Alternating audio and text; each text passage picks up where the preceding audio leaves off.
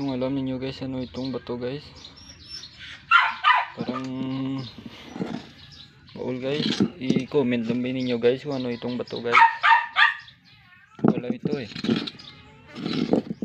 Ang ganda oh, may parang isda.